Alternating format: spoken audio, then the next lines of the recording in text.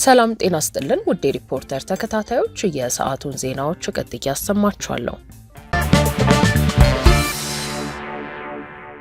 የባህር በር ጥያቄ ለኢትዮጵያ የዘላቂ እድገትና ብሔራዊ ደህንነት መሰረት እንጂ የጠቅላይነት አስተሳሰብ አይደለም ሲሉ ጀነራል ጻድቃን ገብረትንሳኤ ገለጹ። ጀነራል ጻድቃን ገብረትንሳኤ በቀይ ባህር ወቅታዊ የጂኦፖለቲካና ወታደራዊ አሰላለፎች እንዲሁም ኢትዮጵያ ላይ የሚደቀኑ ስጋቶችና ለኢትዮጵያ በቀይ ባህር ላይ ወደብ የማግኘትን መሰረታዊነት በገለጹበት አስተያየት ኢትዮጵያ የባህር በር ጥያቄ ያነሳችው ጠቅላይ በመሆን ስሜት ሳይሆን እያደገ ከመጣው ፍላጎቷ እንዲሁም በቀጣዮቹ ጥቂት ዓመታት 200 ሚሊዮን ይደርሳል ተብሎ የተተነበየለት የህዝብ ቁጥሯ ጋር የተቆራኘ መሆኑን ገልጸዋል።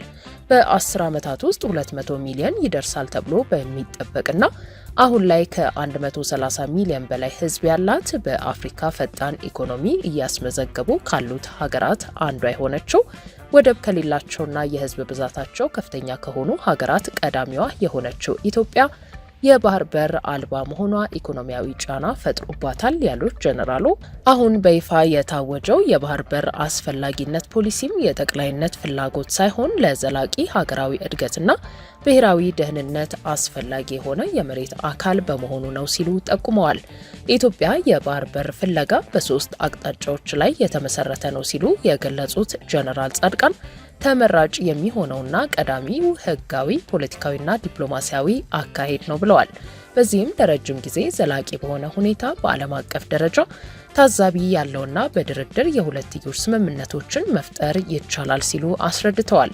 የባህር በር ለሌላቸው ሀገራት በዓለም አቀፍ ህጋዊ መብቶች መሰረት የወደብ ኪራይ ወይንም የፍትሐዊነት ባለቤትነት የንግድ ስምምነቶች ሁለተኛ መንገድ ሲሆን በዚህም የንግድ ትስስሩ ዘላቂ የረጅም ጊዜ የኢኮኖሚ አጋርነት ላይ ያተኩራል ሲሉ አስታውቀው ይሁን እንጂ ሶስተኛውና መነጋገሪያ የሆነው የወታደራዊ አማራጭ ጥልቅ የሆነ የተጋላጭነት ስጋትንና ጉዳዩን ከዳር ለማድረስ ያለውን ብሔራዊ ቁርጠኝነት የሚያጎላ ቢሆንም ይህ ስጋት በአጠቃላይ ቀጠናዊ መፍትሄ ተፈልጎለት ረገብ ማለት አለበት ሲሉ አስታውቀዋል። ለአካባቢው ሰላምና መረጋጋት ደግሞ የአሁኑ የኢትዮጵያ ፍላጎት በታሪካዊ መከራከሪያዎች ብቻ ሳይሆን በኢኮኖሚና በስነ ህዝብ እውነታው ሲታይ ምክንያታዊ ነው በማለት ተንትነዋል።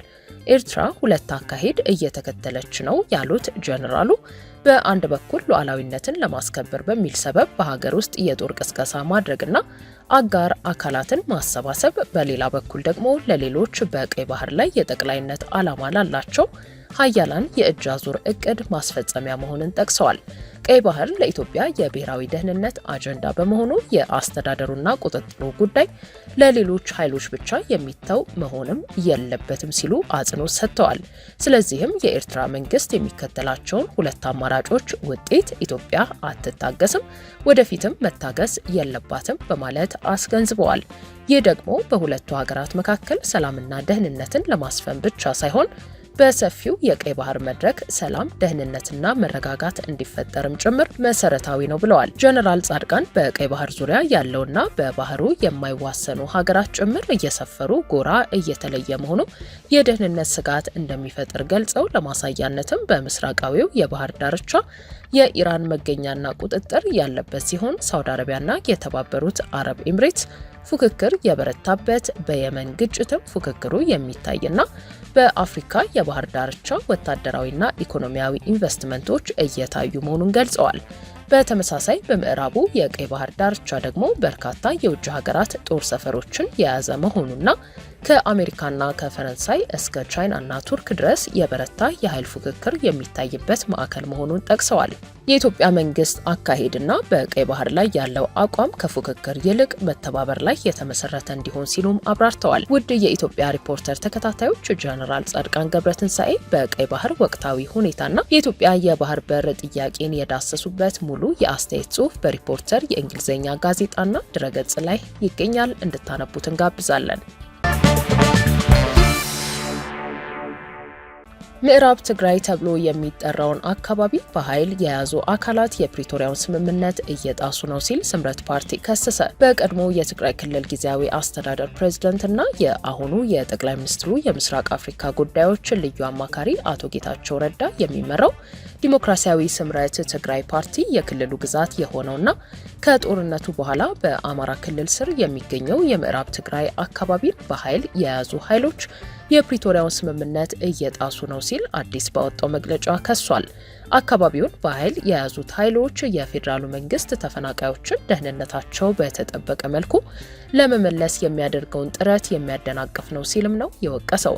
እነዚሁ ኃይሎች በፕሪቶሪያው ስምምነት መሰረት አካባቢውን ለቀው መውጣት ሲገባቸው አሁንም ግጭት ቀስቃሽ መልእክቶችን ማስተላለፍና ስምምነቱን የሚጥሱ ተግባራት ላይ ተጠምደዋል ያለው ፓርቲው በመንግስት በኩል እየተደረገ ያለውን ተፈናቃዮችን የመመለስ ጥረት ስጋት ላይ ጥሎታል ብሏል። በተጨማሪም በጦርነቱ ወቅት የትግራይ ተወላጆችን ከቀያቸው በማፈናቀል ረገድ ሚና የነበራቸው የተወሰኑ የሃይማኖት መሪዎችና ምሁራን የሰላም ሂደቱንም ሆነ የክልሉን ህገ መንግስታዊ የአስተዳደር ወሰኖች የሚጥሱ ድርጊቶችን መፈጸማቸውን ቀጥለዋል በማለትም ወቅሷል። እነዚህ እርምጃዎች በፌዴራሉ መንግስት መሪነት በሁለቱ ማህበረሰቦች መካከል በተደረገ የህዝብ ለህዝብ ግንኙነት የተገኘውን እድገት ወደ ኋላ የመመለስ አደጋ ላይ ይጥላሉ ሲል ገልጾ ሁሉም ባለድርሻ አካላት የእርምት እርምጃዎችን እንዲወስዱም ጥሪ አቅርቧል። ፓርቲው የፌዴራሉ መንግስት ሁኔታውን ለመፍታት ባለመቻሉ የተቸ ሲሆን መንግስት ተፈናቃዮችን ወደ ቀያቸው እንዲመለሱ የመቋቋሚያ ገንዘብ እንዲሁም የማገገሚያ እቅዶችን እንዲያወጣ አሳስቧል። የፕሪቶሪያው ስምምነት ማሳካት የነበረበትን ጉዳዮች እንዳላሳካና ተገቢውን ውጤት እንዳላሳየ የገለጸው ፓርቲው ስምምነቱ በአግባቡ እንዲፈጸም በተደጋጋሚ ሲወተውት መቆየቱን ጠቁሟል።